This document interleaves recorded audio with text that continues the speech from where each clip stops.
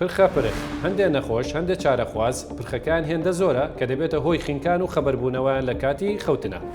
سڵاوتان لێبێ دیادەی پرخە پرخ دیادەیەکی بربڵاوە زۆرێک لە چارەخوازانمانیانە نەخۆشەکانمان کێشەی ئەوان هەیە کە شەوانە پرخیان زیاد لە پێویستە کە بێتە هۆی بێزارکردنی هاوژینەکان یاخود ئەو کەسێک کە لەگەڵیانە ئاژی بۆیە ناچار مراجعەی دکتۆرەکەن بۆ ئەم بابەتە. مشکلی پرخە پرخ ئەگەر هۆکاری زۆرە لەوانەیە پرخە پرخێکی سادە بێ واتە بەهۆی شەکەتی ڕۆژەکەەوە بێ یاخود لەگەڵ پرخەکەیە خینکان اختیناگ وەک عارەبی ئەڵێ خینکانی لەگەڵایە کەسەکە چەند جارێک خەبەرەکاتەوە تا بەرەبەیان جۆرەوای لێ دێکە بەیانی هەڵەسێ لە خەو تێرخەو نەبووە ئۆکسسیجین نەچوو بۆ مێشکی کە نۆکەمەڵە نیشانەی بۆ دروزە بێ زاکیری دابەزێ لە شەکەتە دایمەن بێهێزە کە زۆر جاریش سەرکێشە بۆی زاکیری دابەزێ یاخود بە ڕۆژ وەنەوزەی باتەوە تا لە کاتی ئیش و کار و کەسابەتە خەو ئەیباتەوە. ئەم دیادەیە بەهۆی گیرانی بۆری هەواوە بێ بەتابێت لەو کەسانەی کە وەزنیان زۆرە واتە هاوکێشەی وەزنیان لە سەر و پەنجاوەیە ملیان ئەستورە یاخود کورتە کە لە پیاوە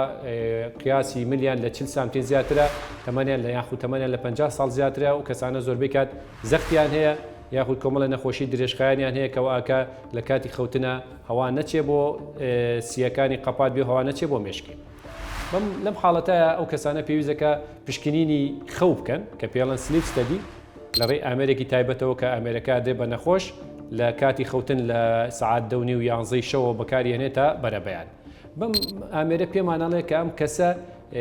چەندێک تووشی نەخۆشی پرخە پرخ بووە یاخود گیرانی بۆریەکانی هەوا بووە کە دابەژەگرێت بۆ 3 حاڵەت لە خوار 5 جارەوە کە هەموو کەسێک لەوانەیە لە شەوەکە 1-2 جار تووشی پرخە یاخود گیرانی بۆری هەوای هەبێ ئەمە ئاساییە بەڵام لە 5 بۆ 15 یاخود لە 15 بۆ 30 لە سەروسیەوە بە گوێرەی توندی نەخۆشیەکە دەستنیشانیەکەین. پاش دەستنیشانکردنی نەخۆشیەکە بەهۆی ئەو ئامێری پشکنینی خەوە قرار ئەی لەسەر چارەسەرەکەی. چارەسەری پرخە پرخ تۆزێک معقەدە ئاڵۆزە کە پێویستەکە دکتۆری قورگ و لوتوگوێ بیبینێ بۆ بابەتی بوونی گرێزیایە گۆشتێک لە بەشی سەروی بۆریەکانی هەوا یاخود مراجعی دکتۆرێکی کوێرە ڕژێنەکان ئەکا بۆ بابەتی نەخۆشیەکانی غودە نەخۆشی شەکرە کۆمەڵی نەخۆشی کە وای لە کەسەکە کردووە وەزنی زیاد بێ یاخود تووشی قەڵاوی بێ.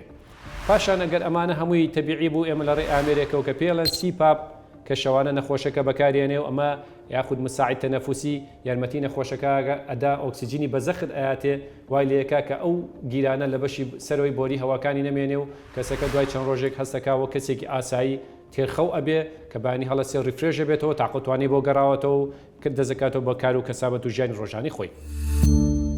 سمارت وەرچەرخانە.